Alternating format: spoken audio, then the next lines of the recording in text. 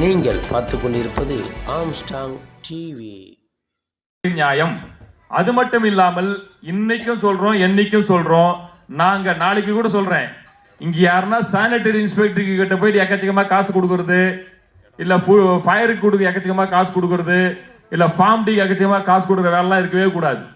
Sanitary inspector ஐயா 240 ரூபாய் ribbon பில்ல கட்டிட்டு அவர் போயிட்டு வர பஸ் பேருக்கோ இல்ல அவர் போயிட்டு வர ஆட்டோக்கோ சார்ஜ் கேட்டாருன்னா கொடுங்க.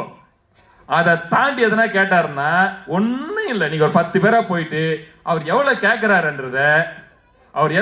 கேட்கிறாருன்றத அதோட முடிச்சுக்கிறேன். கேட்கிறாருன்றத என்ன பண்ணணும், அந்த ஒரே ஒரு காப்பி, ஒரு 30 செகண்ட் வீடியோ மட்டும் இருந்தா போதும்.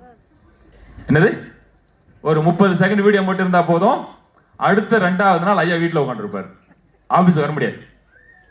எவ்வளவு கேட்டீங்க ஐயா? 10,000. எவ்வளவு கேட்டீங்க ஐயா? 10,000. 4 முறை ஐயா, ஒரு முறை அவர் சொல்ல வச்சிருங்க. அந்த மாதிரி ஒரு சில டிக்கெட்டுங்கெல்லாம் ஓடிட்டு இருக்குது.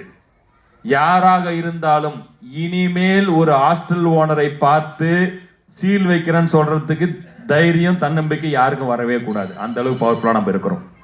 ஏன்னா நம்ம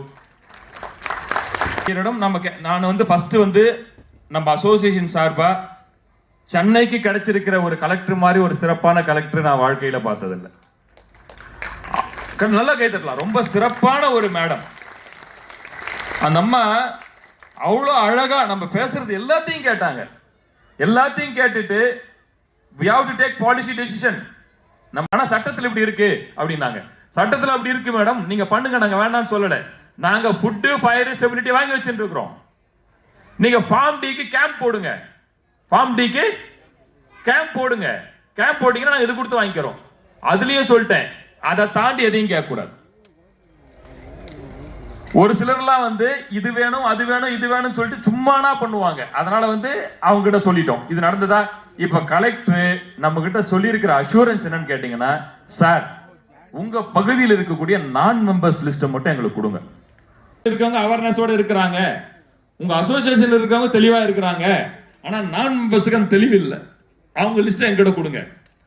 நமக்கு சொல்லி இருக்கிறோம். அதே மாதிரி கோலிவென்ற ஆசை நடத்துறவங்க யாரு, அந்த லிஸ்ட் என்கிட்ட கொடுங்கன்னாங்க.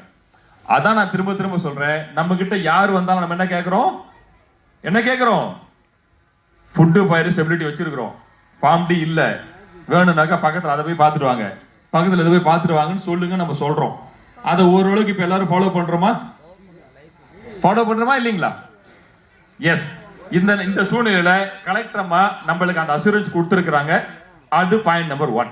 அடுத்து ஒரு 2-3 நாளைக்கு முன்னாடி நம்மளுடைய மரியாதைக்குரிய சமூக நலத்துறை அமைச்சர் திருமதி பி கீதா ஜீவன் அம்மையார் அவர்களை சந்திச்சோம். அவங்களுடைய கிரண்டே சாலையில் இருக்கக்கூடிய அவங்க இல்லத்துல சந்திச்சோம். ஒரு சிறப்பான தருணம், நம்ம வாழ்க்கையில ஒரு சிறப்பான தருணம். அந்த மேடம், அந்த அமைச்சர் அவர்கள் நமக்கு கொடுத்த மரியாதைன்றது நான் வார்த்தையில சொல்ல முடியாது. எங்க கூட செக்ரட்டரி இருந்தாரு, ஜாயிண்ட் செக்ரட்டரி இருந்தாங்க, வைஸ் பிரசிடென்ட் லாகாஸ் எல்லாம் இருந்தாங்க. வடபழனியில எங்க அசோசியேஷன் மெம்பர் ஒருத்தவங்க ஒரு 22 பேர் வச்சு ஆசை நடத்திட்டு இருக்கிறாங்க. அவங்க கிட்ட போயிட்டு ஏசி இருக்குதே, பொல்யூஷன் கண்ட்ரோல் சர்டிபிகேட் தான் கேரு. சிரிச்சிட்டாங்க மேடம். மேடம் புரியல நான் சொல்றது, இது நடந்த உண்மைங்க. வடபழனியில ஒரு ஹாஸ்டல்ல போயிட்டு 22 பேர் ஹாஸ்டல்ல போயிட்டு நீங்க ஏசி வச்சிருக்கீங்களே, ஆனா அந்த ஆள் சிக்கல என்கிட்ட. அந்த அம்மா கிட்ட போன் பண்ணி போனை கொடுமான்னு கேட்டேன் நான். இல்ல சார் உங்க பேர் சொன்ன ஓடிட்டான்னாங்க. சமூக நலத்துறை அமைச்சகம் கொடுத்ததா இல்ல கலெக்டர் கொடுத்தாங்க? என்ன சார் கேட்கறீங்க அப்படின்னு கேட்டாங்க. இல்லைங்க மேடம், ஒரு விடுதியில லைசன்ஸ் இருக்கா இல்லையான்னு சொல்லிட்டு இன்ஸ்பெக்ட் பண்ண வேண்டியது யாரு? 2014 போடப்பட்ட சட்டம் பிரகாரம் அதற்கான அதிகாரம் இருப்பவர் யார்? மாவட்ட ஆட்சியர், மாவட்ட டிஸ்ட்ரிக்ட் கலெக்டர். கலெக்டர் சைன் போட்டிருந்தா, டிஸ்ட்ரிக்ட் கலெக்டர் சைன் போட்டிருந்தா ஆர்ஐயோ, தாசில்தாரோ, விஏஓ யாரோ ஒருத்தர் சமூக நலத்துறை அதிகாரிகளோ ஒரு விடுதியை இது பண்ணலாம். அதானே முறை. அதிகாரிகள் லைசன்ஸ் இருக்கா இல்லையான்னு கேட்கறாங்கன்னு கேட்டேன். ஏன் அவங்க வராங்க அப்படின்னு கேட்டாங்க. இல்ல இந்த மாதிரி நடக்குது, இல்ல வேண்டான்னு சொல்லுங்க. அதனால லா அண்ட் ஆர்டர் ப்ராப்ளம் இருக்கா, காவல்துறை வரலாம். சட்ட ஒழுங்கு லா அண்ட் ஆர்டர் தான் வரலாம். கிரைம் எதனா குற்றம் நடந்திருந்தால் காவல்துறை வரலாம். காவல்துறை எந்த விடுதியிலும் உங்ககிட்ட லைசன்ஸ் இருக்கா அப்படின்னு கேட்கக்கூடிய அதிகாரம் இல்லை என்பது நிதர்சனமான உண்மை. 30 பேர் 40 பேர் வச்சுலாம் வந்து லேடிஸ்லாம் நிறைய சமைச்சு போட்டுட்டு இருக்கிறாங்க. அவங்க கிட்ட இந்த ஃபுட்டு ஃபயரு ஸ்டெபிலிட்டி அது இதெல்லாம் கேட்கறதுக்கு வாய்ப்பு இல்லை. 2014 அன்னைக்கு இருந்த காலகட்டத்தில் அன்னைக்கு இருந்த அந்த ஹீட்டில் அவசரத்தில் இந்த மாதிரி ஒரு சட்டத்தை போட்டாங்க. அதனால அந்த சட்டத்தில் மாற்றம் வேணும். அடுத்த செகண்டு நம்ம அமைச்சர் சொன்ன ஒரு பதில், 100 பேருக்கு மேலே இருக்கிறவங்களுக்கு ஒரு சட்டம், 100 பேருக்கு கீழே இருக்கிறவங்களுக்கு சட்டத்தை வச்சுனா கரெக்டாக இருக்குமா? எவ்வளோ ஷார்ப் பாருங்க. கைத்தட்டல் கொடுக்கலாம் மேடமுக்கு. ஓகே மேடம், அதான் நாங்கள் எதிர்பார்க்குறோம். அதில் கூட ஃபார்ம் டி என்றது பப்ளிக் பில்டிங். எங்களது பப்ளிக் பில்டிங் கிடையாது. எங்கள் பில்டிங்கில் ஒரு நாளைக்கு 500 பேர் 1000 பேர் வந்துட்டு போக மாட்டான்.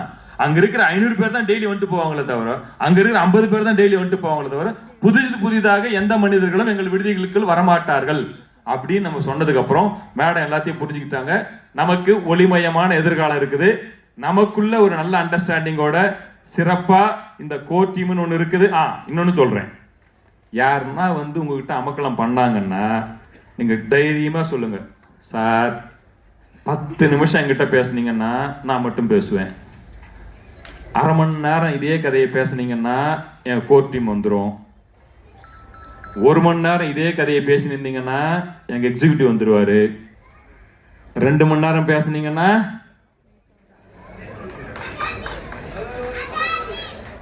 தலைவரே ஒரு 500 பேரோட வந்து நிற்பாரு. எது என்னுடைய ஒரே ஒரு கனவு, இன்னும் 30 வருஷம் ஆனாலும் 50 வருஷம் ஆனாலும் இந்தியாவின் எந்த மூலையில் எந்த ஒரு வயசான அம்மா, ஒரு 60 வயசு அம்மா, ஒரு 10 பேர் 15 பேர் சாப்பாடு செஞ்சு போட்டு இருக்கிறாங்கன்னா அந்த அம்மாவை பார்த்தா கூட இது 65 வயசு அம்மா தானே, இந்த அம்மாவை மிரட்டி எதனா வாங்கலாம்னு சொல்லிட்டு யாரும் நினைக்காத அளவிற்கு இந்த அம்மாவை கிட்ட நம்ம போகக்கூடாது. அந்த அம்மாவுக்கு வயசு தான் 65, ஆனா அந்த அம்மா கூட இருக்கிறது இது மாதிரி ஒரு அசோசியேஷன். அதனால அந்த அம்மாவை பார்த்தாவே நம்ம அமைதியா போயிடணும் அப்படின்ற நிலைமையை உருவாக்கும் வரை எனது போராட்டம் தொடரும். உரிமையாளர்கள் நலச்சங்கம் 4வது பொதுக்குழு கூட்டம் இன்று சென்னை கலைவாணர் அரங்கத்திலே சிறப்பாக நடைபெற்றது. இந்த பொதுக்குழு கூட்டத்தின் பிரகாரம் நாங்கள் நமது அரசுக்கு பல்வேறு வகையான கோரிக்கைகளை முன்வைக்கின்றோம். ஏனென்றால் இந்த இளைய சமுதாயம், இந்த இந்திய சமுதாயம், இளைஞர்களும் இளைஞர்களும் ஃபர்ஸ்ட் டைம் கிராஜுவேட் படிச்சிருக்கக்கூடிய முதல் ஒரு குடும்பத்திலே முத கிராஜுவேஷன் படிச்சுட்டு சென்னை போன்ற பெருநகரங்களுக்கு வந்து வேலை செய்யக்கூடிய ஏழை எளிய மக்களுக்காக விடுதிகளை நடத்தி கொண்டிருக்கின்ற ஒரு சமுதாயம் எங்கள் விடுதி உரிமையாளர் சமுதாயம். எங்களுக்கு 2014 வரையறுக்கப்பட்ட children's and women's regularization act என்ற சட்டத்தினால் மிக பெரிய பாதிப்புக்கு உள்ளாகி கொண்டிருக்கின்றோம். அந்த சட்டத்தை கையில் எடுத்துக்கொண்டு பல்வேறு விதமான நபர்கள் எங்கள் விடுதி உரிமையாளர்களை தினந்தோறும் பல்வேறு விதமான இன்னலுக்கு ஆளாக்கி கொண்டிருக்கிறார்கள். ஒருவரா இருவரா என்று சொல்ல முடியாத அளவுக்கு பல்வேறு விதமான நபர்கள் எப்போது வேண்டுமானாலும் எந்த விடுதிக்கு வேண்டுமானாலும் எந்த கேள்வி வேணாலும் கேட்கலான்ற மாதிரி எங்க மக்கள் மீது இந்த சுமையை திணித்துக் கொண்டிருக்கிறார்கள். அதனால் மரியாதைக்குரிய தமிழக முதல்வர் அவர்களுடைய எங்களுடைய கோரிக்கை என்ன என்றால், 2014ஆம் ஆண்டு அப்போது இருந்த சூழ்நிலையில் விடுதிகள் என்றால் என்ன என்று ஒரு தெளிவு இல்லாத காரணத்தினால், விடுதிகள் என்றாலே ஒரு 500 பேர் ஒரு 1000 பேர் இருப்பாங்க, அவங்க தான் வீடு ஹாஸ்டலுக்கு, காலேஜ் ஹாஸ்டலு, ஸ்கூல் ஹாஸ்டலு, அந்த மாதிரி ஹாஸ்டலில் தான் இருப்பாங்கன்ற ஒரு மனசை வச்சுக்கிட்டு இந்த சட்டம் வரையறுக்கப்பட்டது. சமுதாயத்தில் புறக்கணிக்கப்பட்டவர்கள், கணவனால் கைவிடப்பட்டவர்கள், திருநங்கைகள், படித்துவிட்டு வேலை இல்லாத பட்டதாரி இளைஞர்கள், வேலையை முடித்த பின்பு ரிட்டையர்மெண்ட் ஆன ஓய்வு பெற்ற அதிகாரிகள் அனைவரும் அவர்களுக்கு ஒரு வாழ்வாதாரமாக இந்த விடுதிகள் தொழிலை செய்து கொண்டிருக்கிறார்கள். இந்த விடுதிகளில் என்ன பண்றாங்க, ஒரு 25-30 பேருக்கு சமைச்சு போட்டு அவங்களுடைய அன்றாட தேவை, அடிப்படை தேவைகளை பூர்த்தி செய்து கொண்டிருக்கிறார்கள். அதனால் இந்த 2014 போடப்பட்ட இந்த சட்டத்தை திரும்ப பெற வேண்டும், அல்லது அதை குறைத்துக் கொள்ள, அதை சிம்பிளிஃபை பண்ணணும், எளிமைப்படுத்தப்பட வேண்டும் என்பது எங்கள் கோரிக்கையாக இருக்கிறது. அதில் மிக முக்கியமாக இருக்கிறது ஃபார்ம் டி என்னும் ஒரு சட்டம். ஃபார்ம் டி என்ற ஒரு லைசன்ஸ், அது பொது கட்டிடத்துக்கான லைசன்ஸ். ஒரு 20 பேருக்கு சமைச்சு போடுற ஒரு கட்டிடத்துக்கு ஃபார்ம் டின்னு சொல்லிட்டு அந்த அம்மா கிட்ட போய் கேட்டால் அது எப்படி நியாயமாகும்? அடுத்து சானிட்டரி சர்டிஃபிகேட்னு ஒன்று சொல்லுவாங்க. சானிட்டரி சர்டிஃபிகேட்னா என்ன? அதை அந்த இடத்தை சுற்றி இருக்கிற இடம் சுகாதாரமாக இருக்குதான்னு சொல்லிட்டு, ஒரு அப்பார்ட்மெண்ட்டில் டபுள் பெட்ரூம் வீடு எடுத்துக்கிட்டு ஒரு அம்மா 4 பேருக்கு ஒரு 10-20 பேர் சமைச்சு போட்டாக்கா அதுக்கு சானிட்டரி வாங்க சொன்னா என்ன நியாயமா இருக்கும்? ஒரு இபி பார்த்தீங்கன்னா டொமஸ்டிக்காக நம்மளுக்கு கொடுக்கணும், அதையும் கொடுக்கறது இல்லை.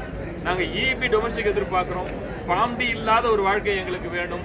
அதே மாதிரி இந்த சானிட்டரி சர்டிஃபிகேட்ல எங்களுக்கு ரிலீஃப் வேணும்.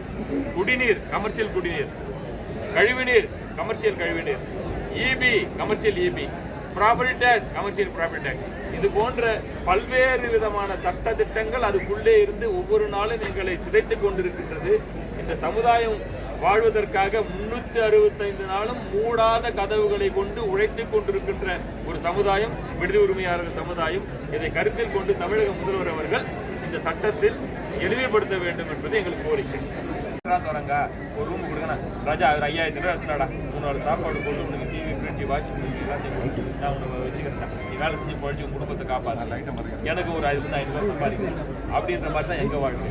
ஆனால் மக்களுக்கு உதவி கொண்டிருக்கிற எங்கள் மேல் திணிக்கப்பட்டிருக்கிறது. இதில் மாற்றம் வர வேண்டும் என்று தான் நான் கேட்டுக்கிறேன்.